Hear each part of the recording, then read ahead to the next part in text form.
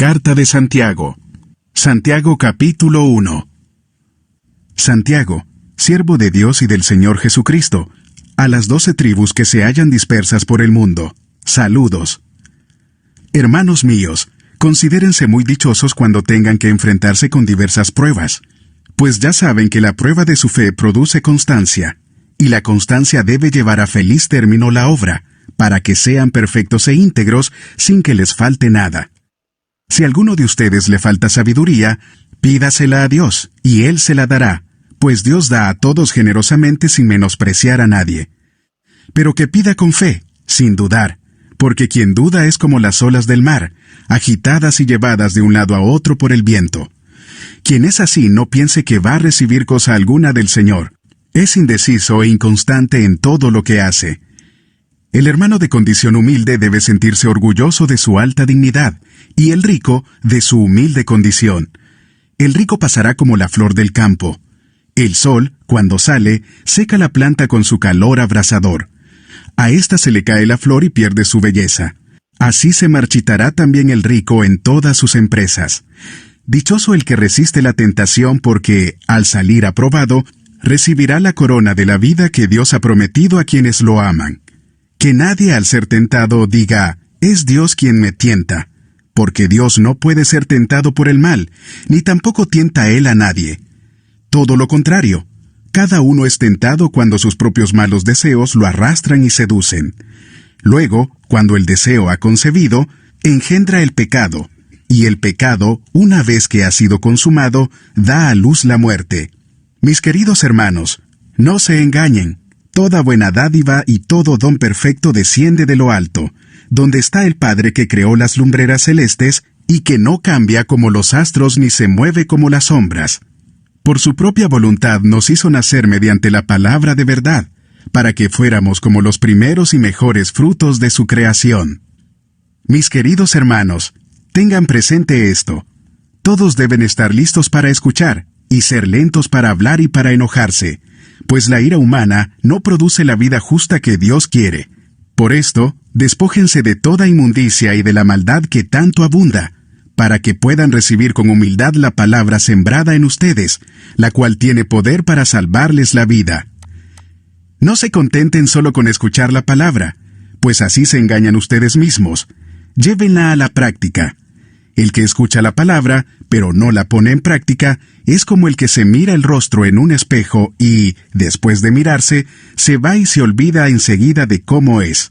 Pero quien se fija atentamente en la ley perfecta que da libertad, y persevera en ella, no olvidando lo que ha oído, sino haciéndolo, recibirá bendición al practicarla.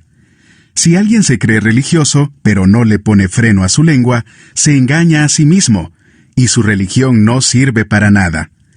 La religión pura y sin mancha delante de Dios nuestro Padre es esta: atender a los huérfanos y a las viudas en sus aflicciones, y conservarse limpio de la corrupción del mundo.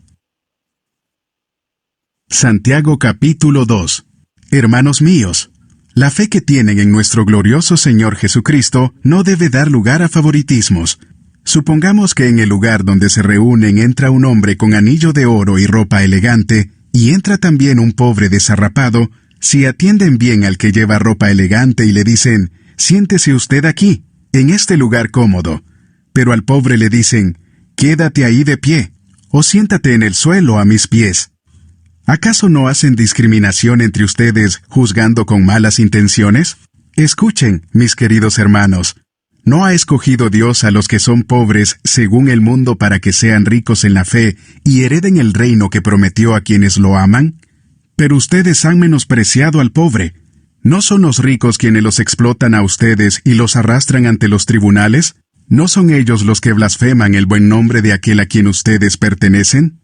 Hacen muy bien si de veras cumplen la ley suprema de la Escritura. Ama a tu prójimo como a ti mismo. Pero, si muestran algún favoritismo, pecan y son culpables, pues la misma ley los acusa de ser transgresores.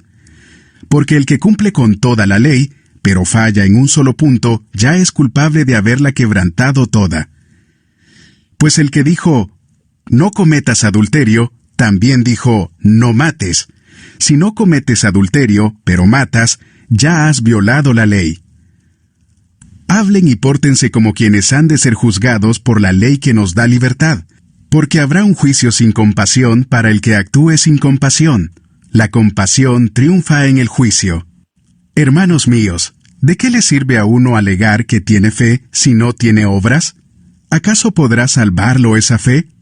Supongamos que un hermano o una hermana no tiene con qué vestirse y carece del alimento diario, y uno de ustedes le dice, «Que le vaya bien, abríguese y coma hasta saciarse», pero no le da lo necesario para el cuerpo. ¿De qué servirá eso? Así también la fe por sí sola, si no tiene obras, está muerta. Sin embargo, alguien dirá, «Tú tienes fe, y yo tengo obras». Pues bien, muéstrame tu fe sin las obras, y yo te mostraré la fe por mis obras. ¿Tú crees que hay un solo Dios? Magnífico. También los demonios lo creen, y tiemblan. ¡Qué tonto eres! ¿Quieres convencerte de que la fe sin obras es estéril? ¿No fue declarado justo nuestro padre Abraham por lo que hizo cuando ofreció sobre el altar a su hijo Isaac? Ya lo ves, su fe y sus obras actuaban conjuntamente, y su fe llegó a la perfección por las obras que hizo. Así se cumplió la escritura que dice, «Le creyó Abraham a Dios, y esto se le tomó en cuenta como justicia, y fue llamado amigo de Dios». Como pueden ver, a una persona se la declara justa por las obras, y no solo por la fe. De igual manera, ¿no fue declarada justa por las obras a una prostituta Rahab cuando hospedó a los espías y les ayudó a huir por otro camino? Pues, como el cuerpo sin el espíritu está muerto, así también la fe sin obras está muerta. Santiago capítulo 3. Hermanos míos, no pretendan muchos de ustedes ser maestros, pues, como saben, seremos juzgados con más severidad. Todos fallamos mucho. Si alguien nunca falla en lo que dice, es una persona perfecta, capaz también de controlar todo su cuerpo. Cuando ponemos freno en la boca de los caballos para que nos obedezcan, podemos controlar todo el animal. Fíjense también en los barcos. A pesar de ser tan grandes y de ser impulsados por fuertes vientos, se gobiernan por un pequeño timón a voluntad del piloto. Así también, la lengua es un miembro muy pequeño del cuerpo, pero hace alarde de grandes hazañas. Imagínense qué gran bosque se incendia con tan pequeña chispa. También la lengua es un fuego, un mundo de maldad. Siendo uno de nuestros órganos, contamina todo el cuerpo y, encendida por el infierno, prende a su vez fuego a todo el curso de la vida. El ser humano sabe domar y, en efecto, ha domado toda clase de fieras, de aves, de reptiles y de bestias marinas. Pero nadie puede domar la lengua. Es un mal irrefrenable, lleno de veneno mortal. Con la lengua bendecimos a nuestro Señor y Padre, y con ella maldecimos a las personas, creadas a imagen de Dios. De una misma boca salen bendición y maldición. Hermanos míos, esto no debe ser así. ¿Puede acaso brotar de una misma fuente agua dulce y agua salada? Hermanos míos, ¿acaso puede dar aceitunas una higuera o higos una vid? Pues tampoco una fuente de agua salada puede dar agua dulce. ¿Quién es sabio y entendido entre ustedes? Que lo demuestre con su buena conducta, mediante obras hechas con la humildad que le da su sabiduría. Pero, si ustedes tienen envidias amargas y rivalidades en el corazón, dejen de presumir y de faltar a la verdad. Esa no es la sabiduría que desciende del cielo, sino que es terrenal, puramente humana y diabólica. Porque donde hay envidias y rivalidades, también hay confusión y toda clase de acciones malvadas. En cambio, la sabiduría que desciende del cielo es ante todo pura, y además pacífica, bondadosa, dócil, llena de compasión y de buenos frutos, imparcial y sincera. En fin, el fruto de la justicia se siembra en paz para los que hacen la paz. Santiago capítulo 4. ¿De dónde surgen las guerras y los conflictos entre ustedes? ¿No es precisamente de las pasiones que luchan dentro de ustedes mismos? Desean algo y no lo consiguen. Matan y sienten envidia, y no pueden obtener lo que quieren. Riñen y se hacen la guerra. No tienen porque no piden. Y cuando piden, no reciben porque piden con malas intenciones, para satisfacer sus propias pasiones. Oh gente adúltera, ¿no saben que la amistad con el mundo es enemistad con Dios? Si alguien quiere ser amigo del mundo, se vuelve enemigo de Dios. ¿O creen que la Escritura dice en vano que Dios ama celosamente al Espíritu que hizo morar en nosotros? Pero Él nos da mayor ayuda con su gracia. Por eso dice la Escritura: Dios se opone a los orgullosos, pero da gracia a los humildes. Así que sométanse a Dios, resistan al diablo, y Él huirá de ustedes. Acérquense a Dios, y Él se acercará a ustedes. Pecadores, límpiense las manos. Ustedes los inconstantes, purifiquen su corazón. Reconozcan sus miserias, lloren y lamentense. Que su risa se convierta en llanto y su alegría en tristeza. Humíllense delante del Señor, y Él los exaltará.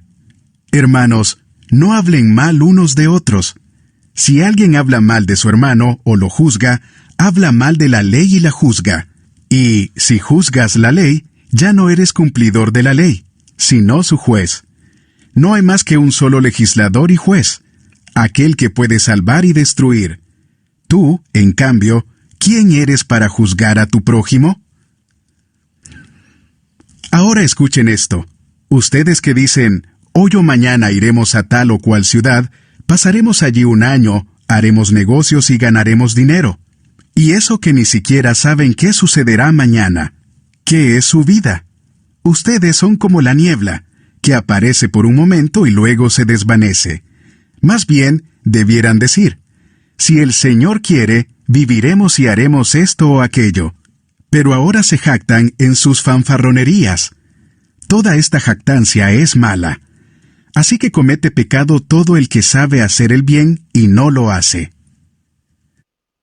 Santiago capítulo 5. Ahora escuchen, ustedes los ricos, lloren a gritos por las calamidades que se les vienen encima. Se ha podrido su riqueza, y sus ropas están comidas por la polilla. Se han oxidado su oro y su plata. Ese óxido dará testimonio contra ustedes y consumirá como fuego sus cuerpos. Han amontonado riquezas, y eso que estamos en los últimos tiempos. Oigan cómo clama contra ustedes el salario no pagado a los obreros que les trabajaron sus campos. El clamor de esos trabajadores ha llegado a oídos del Señor Todopoderoso. Ustedes han llevado en este mundo una vida de lujo y de placer desenfrenado. Lo que han hecho es engordar para el día de la matanza. Han condenado y matado al justo sin que Él les ofreciera resistencia. Por tanto, hermanos, tengan paciencia hasta la venida del Señor. Miren cómo espera el agricultor a que la tierra dé su precioso fruto y con qué paciencia aguarda las temporadas de lluvia. Así también ustedes, manténganse firmes y aguarden con paciencia la venida del Señor, que ya se acerca. No se quejen unos de otros, hermanos, para que no sean juzgados. El juez ya está a la puerta. Hermanos, tomen como ejemplo de sufrimiento y de paciencia a los profetas que hablaron en el nombre del Señor. En verdad, consideramos dichosos a los que perseveraron. Ustedes han oído hablar de la perseverancia de Job, y han visto lo que al final le dio el Señor. Es que el Señor es muy compasivo y misericordioso. Sobre todo, hermanos míos, no juren ni por el cielo, ni por la tierra, ni por ninguna otra cosa. Que su sí sea sí, y su no, no, para que no sean condenados. ¿Está afligido alguno entre ustedes? Que ore. ¿Está alguno de buen ánimo? Que cante alabanzas. ¿Está enfermo alguno de ustedes? Haga llamar a los ancianos de la iglesia para que oren por él y lo unjan con aceite en el nombre del Señor. La oración de fe sanará al enfermo y el Señor lo levantará. Y, si ha pecado, su pecado se le perdonará. Por eso confiésense unos a otros sus pecados y oren unos por otros, para que sean sanados. La oración del justo es poderosa y eficaz. Elías era un hombre con debilidades como las nuestras. Con fervor oró que no lloviera, y no llovió sobre la tierra durante 3 años y medio. Volvió a orar, y el cielo dio su lluvia, y la tierra produjo sus frutos. Hermanos míos, Si alguno de ustedes se extravía de la verdad y otro le hace volver a ella, recuerden que quien hace volver a un pecador de su extravío lo salvará de la muerte y cubrirá muchísimos pecados.